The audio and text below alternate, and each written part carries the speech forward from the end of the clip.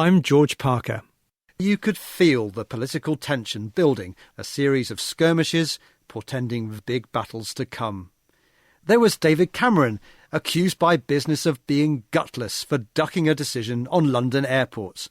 Eventually, surely he'll have to decide, and the political fallout will be considerable. Then there was the ongoing power struggle between the House of Commons and the House of Lords, as MPs tried to get their way in insisting that the voting age for the EU referendum should be 18 and not, as the Lords wants, 16. Who will come out on top? And of course, there's the unstable situation in the Labour Party, described to me by one veteran MP as a war between Jeremy Corbyn and his supporters in the country and the vast majority of his MPs at Westminster. Mr Corbyn wasn't in the Commons for Prime Minister's questions on Wednesday. David Cameron was away in Poland and George Osborne was in charge. Taking Mr Corbyn's place, to the audible delight of ranks of Labour MPs, was his deputy, Angela Eagle. Thank you, Mr Speaker. It's nice to get such a warm welcome. And...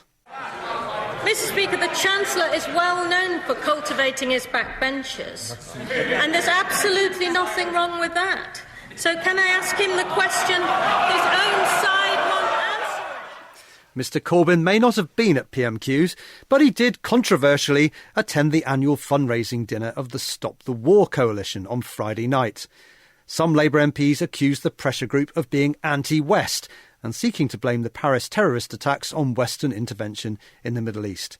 They urged Mr Corbyn to pull out of the dinner at a Turkish restaurant. Is their outrage justified? We asked John Rees of the Stop the War coalition to answer the criticism. But I started by asking the Labour MP Emma Reynolds what all the fuss was about. I have called on my party leader to distance himself from Stop the War. I believe that there are many people in Parliament and across the country who sincerely hold pacifist views, but I'm afraid that in recent weeks and months we've seen that Stop the War could be more accurately described as anti-West rather than anti-war.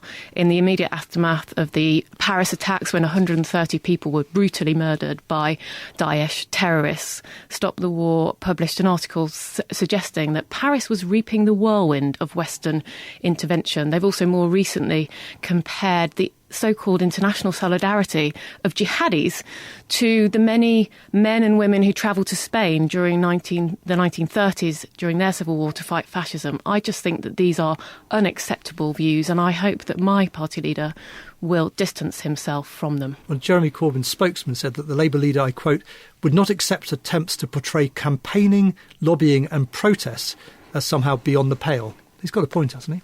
I'm very happy for people to campaign and to lobby me. They do that all of the time. What I'm not happy about is an organisation that seems more anti-West than anti-war, even though it's parading itself as anti-war. And I choose another example. Russia. Where was the condemnation of Russia in September for bombing moderate Syrian rebel forces in Syria? Why does this organisation seek to justify Russia's invasion of both Georgia many years ago and more recently of the Ukraine by Russia? Why are they not condemned for an illegal invasion? OK, John Rees, I mean, the basic point there is that Stop the War coalition is not good company for the Labour leader to be keeping. And in particular, what do you make of the allegation that your organisation is in some way anti-West rather than anti-war? Well, if that were true, we wouldn't have issued an official statement condemning the Russian bombing in Syria. Now, I don't know whether you read that. You should have read it, though, without making that kind of accusation on air and not realising that we've done that. Were there demonstrations outside the Russian embassy? And the reason for that is because we support the anti-war movement in Russia, which is carrying out demonstrations against its government. But our primary responsibility, because we are citizens of this country, is to lobby our government over its actions. Now, you see, every government, this government, the British government, the Russian government, the Turkish government, every government deplores somebody else's imperialism. They would like much less imperialism from every other state except their own. So we're here to make sure that blind spot doesn't occur in British politics. Now, you've quoted two articles that were on our site that were hosted from other blogs. If you want to know what the positions of Stop the War are, I refer you to its official, democratically decided statements, and those have been completely opposed to Russian intervention. They've been completely opposed to the terror attacks in Paris.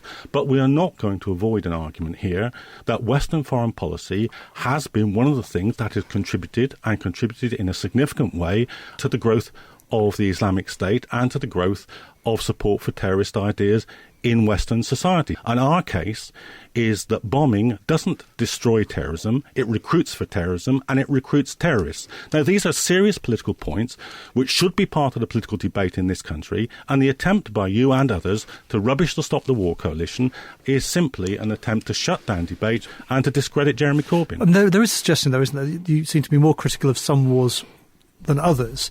And, for example, the Russian invasion of Crimea and Ukraine, you didn't, as I understand it, you said that was partly a response to NATO expansionism. Well, I think that's true. I mean, as we know, at the fall of the Berlin Wall, and you might want to be a little bit careful when you're discussing with me about anti-Russian activity, because I was on the demonstrations for 3 days that brought down the Berlin Wall. At the time, Mikhail Gorbachev was told, and we've had this confirmed from both sides, that the Americans said that they would not expand NATO eastwards. Since then, there's been nothing but NATO expansion eastwards into the heartlands of territory which are close to and are bound to cause concern to the Russian state. But does that excuse Russia invading sovereign states? No, it doesn't. But it does provide context which isn't provided, usually in the debate in this country. It does point to what has been the expansionist military alliance during the period since the fall of the Berlin Wall. These things should be seriously taken into consideration in any serious debate. OK. Now, Reynolds, Labour MPs at Westminster may not like some of what Stop the War coalition stands for, but nevertheless, this is raw politics. It gets people engaged in the political process. What's wrong with that? Well, I welcome democratic debate, but I also think that it's simply unbelievable that an organisation that has been set up for as long as Stop the War doesn't have any kind of editorial content on its website. And Matt Carr, who wrote the piece comparing jihadism to the international brigades that came together in solidarity against fascism in 1930s Spain, has also been a spokesman for Stop the War and has sat on different platforms representing the organisation. But one thing that I do think that we should avoid doing is to somehow think that there's a binary choice between war and peace. There has been a war going on for Syria for many years. I voted for military airstrikes to be part of a broader strategy to bring an end to the war in Syria. John, some Labour MPs have claimed that in the wake of that vote they were subject to intimidation or bullying.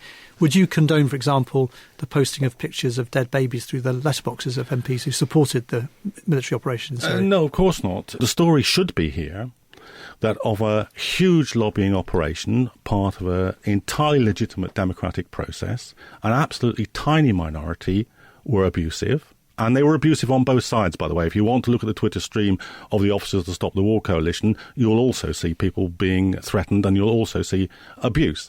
So I condemn it from whatever quarter it comes from. But it was a tiny minority of the lobbying operation that went on around this, and none of it was to do with the Stop the War coalition. Emma Reynolds, do you accept that, or do you think that Stop the War coalition and even your party leader have in some way contributed to an atmosphere where this sort of thing was going on?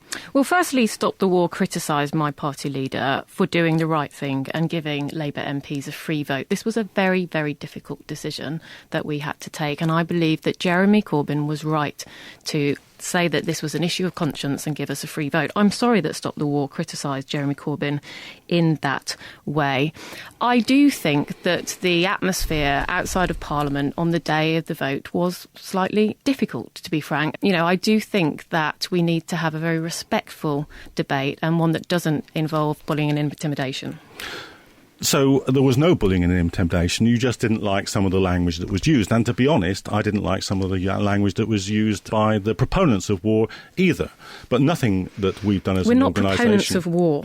Well, you are. You are that's people. Where with respect, I disagree. We argue that there is a different course. To send bombers from this country because and I deliver think that can bring Pave an Way end bombs to the war sooner rather than later. Well, you can move towards this kind of Orwellian position that peace is war and war is peace, and these two things aren't very distinct. But I can tell you what, when you're on the wrong end of a paveway bomb, as many Syrians speaking to The Guardian only a week ago have told you, this is not what they want to happen. Because there will be innocents killed. There already have been school children killed by the French bombing. We know what happened recently in Afghanistan with the destruction of the Médecins Sans Frontières hospital by an American attack. This is going to happen in Syria as well. Well, I, again, disagree with this categorisation of members of Parliament as either pro or anti-war.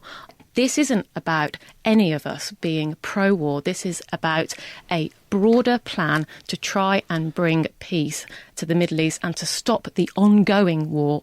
Emma Reynolds and John Rees on those deep divisions on the left.